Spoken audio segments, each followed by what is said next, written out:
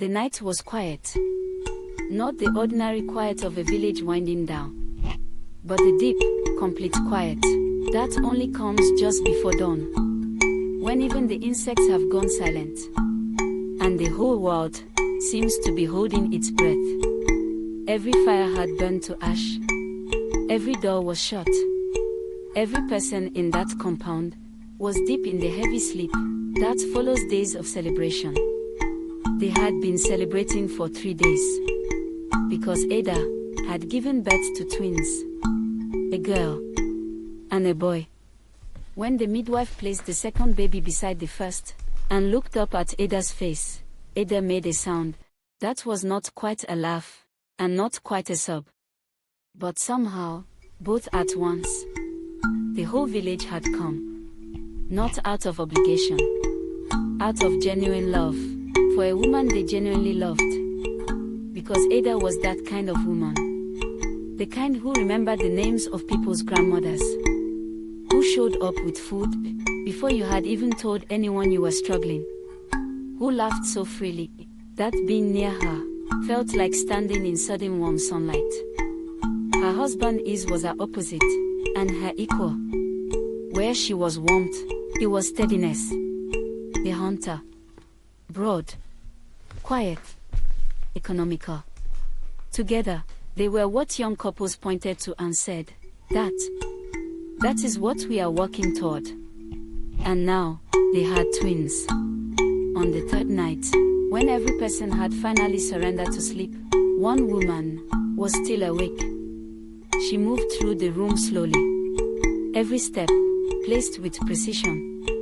She had been sitting in the corner for hours, listening to the compound settle into unconsciousness, one breath at a time.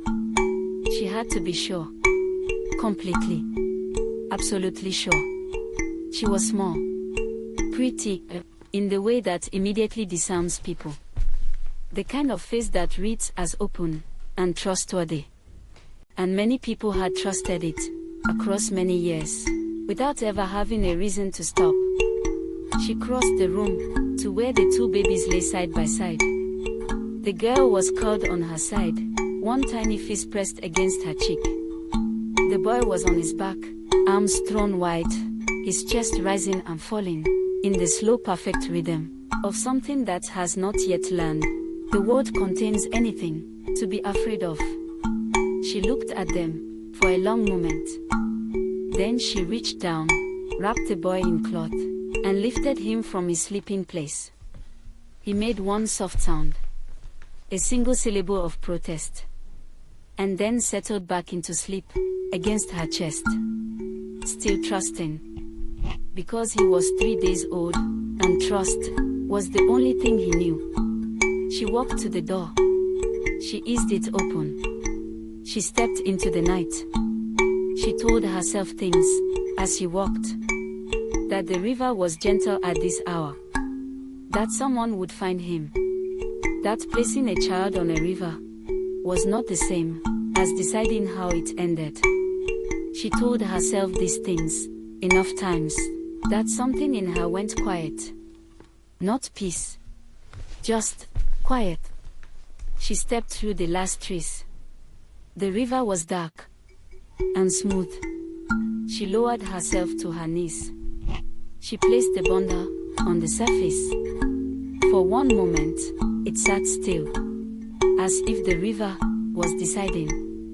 Then the current found it, and began, gently, to pull. She watched the white cloth catch the faint light. A small pale shape, on dark water, moving away from her, around the long bend, and then, gone. She stood up. She turned around. She walked back through the trees, through the gate, through the door. She lay down, and closed her eyes. She did not sleep. When the first light came, and the compound began to stir, she drew a long breath. And she screamed.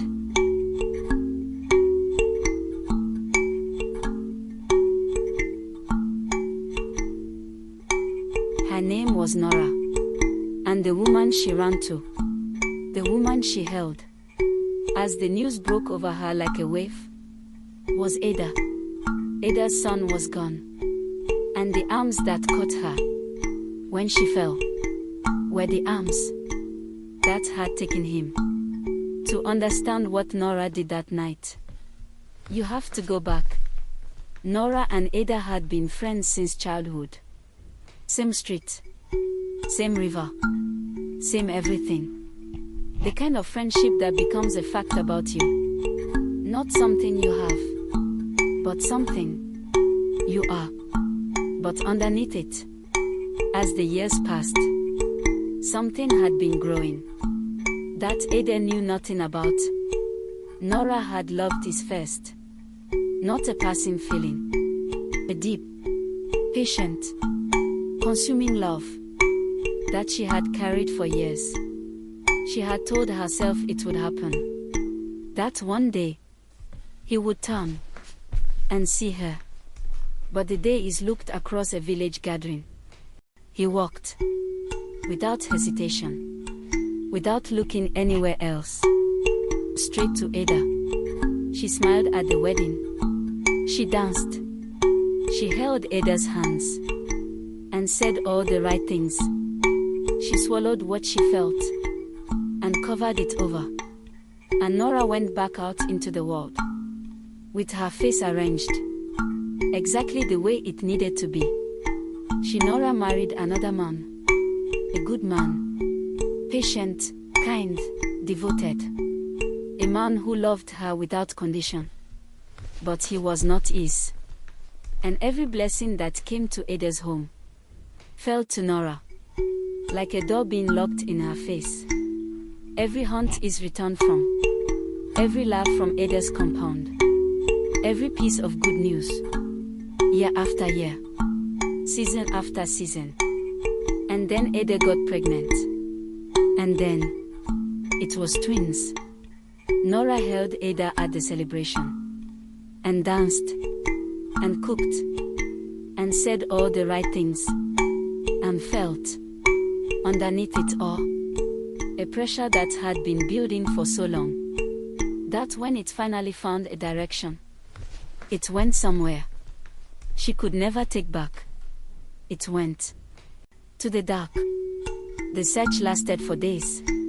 He organized it with the quiet thoroughness he brought to everything. He divided the village into sections, assigned teams, and kept his face in the expression of a man focused on the next step, because the expression underneath it was not something he could afford to show. Adah did not sleep.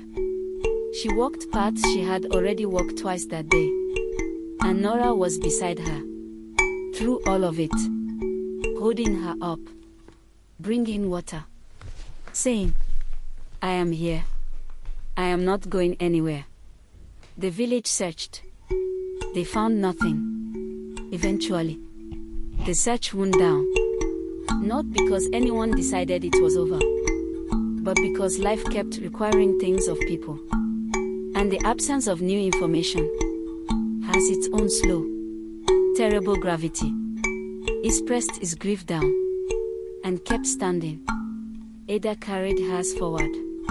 She got up every morning, fed her daughter, worked her farm, showed up to the things she was supposed to show up to, while underneath all of it, always, the wound stayed open.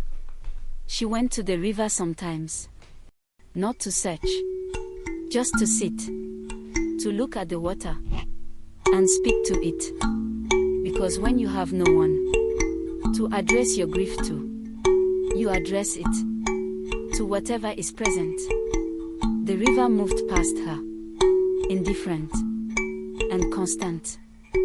She did not know that the same current that had taken her son was still moving, still carrying something far, far downstream. She did not know that a woman had been standing at another bank,